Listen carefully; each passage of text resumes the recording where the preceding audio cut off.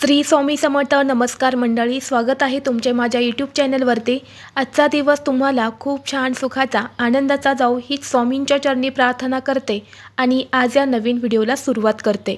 17 सप्टेंबरपासून पितृपक्ष हा सुरू झालेला आहे आणि 2 ऑक्टोबरला हा पितृपक्ष संपणार आहे। पितृपक्षातील 15 दिवस हिंदू धर्मात अत्यंत महत्त्वाचे मानले जातात। या काळात आपले पूर्वज पितृलोकांतून पृथ्वीवरती येतात असे मानले जाते। पितृपक्षात पितर आणि पूर्वजांच्या आत्म्याला शांती व तृप्तीसाठी श्राद्ध, पिंडदान व तर्पण असे धार्मिक विधी केले जातात। धार्मिक मान्यतेनुसार पितृपक्ष दरवर्षी भाद्रपद महिन्याच्या शुक्ल पक्षाच्या पौर्णिमेपासून सुरू होतो आणि अश्विन महिन्याच्या कृष्ण पक्षातील अमावस्येपर्यंत असतो।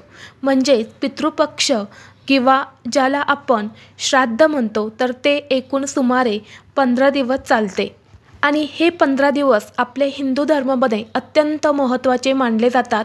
या 15 दिवसांमध्ये आपण पितरांचे श्राद्ध आणि दान करत असतो।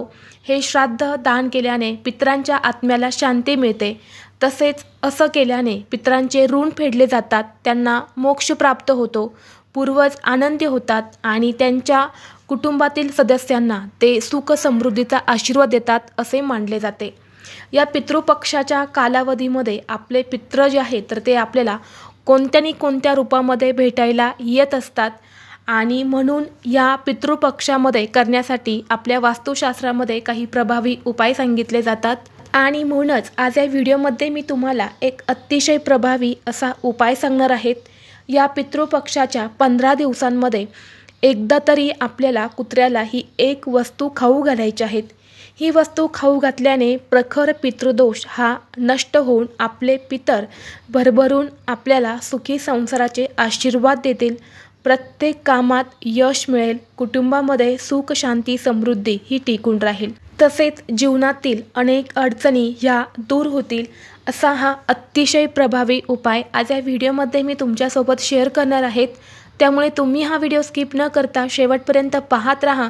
चॅनलवरती नवीन असाल तर सबस्क्राईब करा आणि असेच माहितीपूर्व नवनवीन व्हिडिओ पाहण्यासाठी बेल आयकॉनला प्रेस करा आणि कमेंट बॉक्समध्ये ओम पितृदेवताय नमः नक्की लिहा।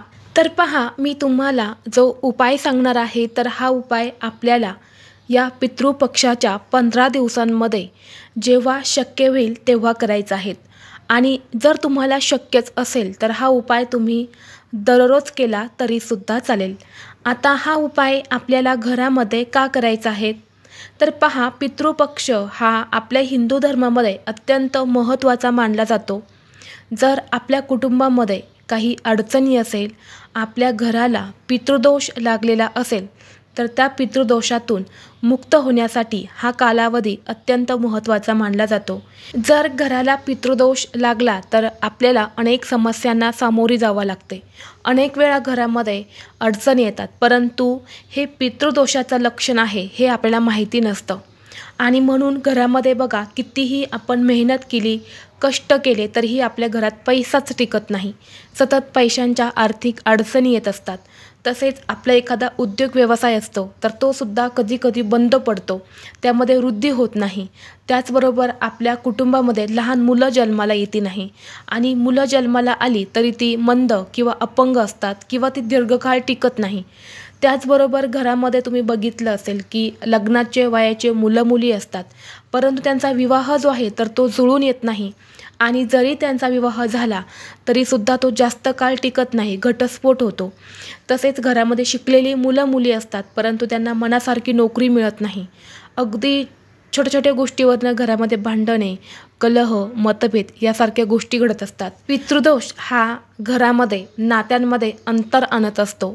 घरातली जी मुलं असतात तर ती वाईट व्यसनी जातात, मुलांची प्रगती होत नाही, तर यासारख्या सर्व समस्या ज्या आहेत तर त्या पितृदोषामुळे येत असतात आणि म्हणून या सर्व समस्या दूर होण्यासाठी, संकट नष्ट होण्यासाठी पितृपक्ष हा अतिशय महत्त्वाचा मानला जातो आणि म्हणून या पितृपक्षाच्या काळामध्ये श्राद्ध आणि पिंडदान करण्यासोबतच काही उपाय जे आहेत तर ते करायचे असतात आणि म्हणून आपल्या घरामध्ये सुद्धा या अडचणी असेल तर हा एक उपाय जो आहे तर तो आपल्याला नक्की करायचा आहे।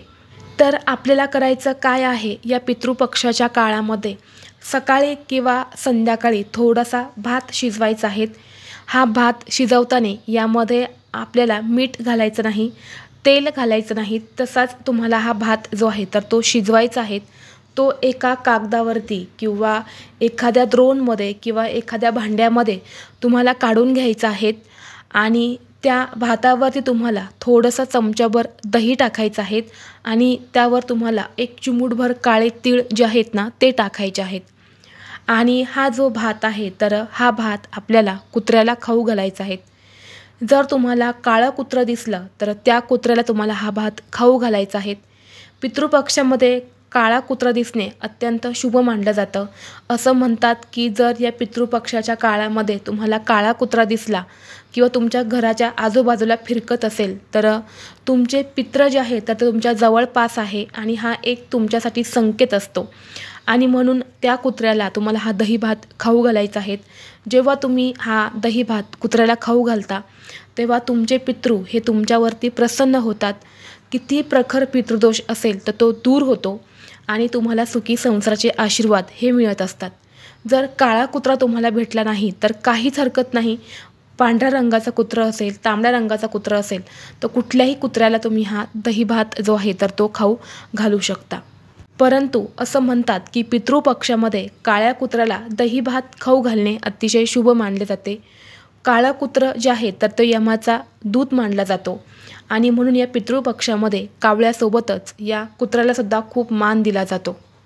जर तुम्हाला हा दही भात बनवणं शक्य नसेल तर अशा वेळी तुम्हाला काय करायचं आहे, एक चपाती किंवा भाकरी बनवायची आहेत आणि त्यामध्ये तुम्हाला थोडेसे काळे तीळ जे आहेत तर ते टाकायचे आहेत आणि ही भाकरी किंवा चपाती तुम्हाला कुत्र्याला खाऊ घालायची आहेत. दोनपैकी तुम्हाला जे शक्य होईल ते तुम्हाला कुत्र्याला खाऊ घालायचं आहे. फक्त जेव्हा तुम्ही भाकरी बनवणार आहे तर तेव्हा ती भाकरी तुम्हाला शेवटची बनवायची आहेत. पहिली भाकरी बनवून तुम्हाला लगेच कुत्र्याला खाऊ घालायची नाही. पहिली भाकरी ही नेहमी गाईला दिली जाते आणि शेवटची भाकरी जी आहे ती कुत्र्याला दिली जाते. मग तुम्ही पहिली भाकरी ही गाईला द्या आणि दुसरी भाकरी तुम्ही बनवून कुत्र्याला देऊ शकतात. तसेच तुम्ही जेव्हा भात शिजवणार आहे तर भात तुम्हाला तेवढा शिजवायचा आहे जेवढे आपण कुत्र्याला देणार आहेत. जास्तीचा भात हा शिजवायचा नाही आणि तो भात घरातील इतर व्यक्तींनी ग्रहणसुद्धा करायचं नाहीत. फक्त कुत्र्याला लागेल तेवढाच भात वाटीभर आपल्याला शिजवायचा आहे. तसेच या पितृपक्षाच्या काळामध्ये तुम्हाला कुठे कुत्रा दिसला तर त्याला दगड मारू नका किंवा त्याला तिथून हाकलून देऊ नका.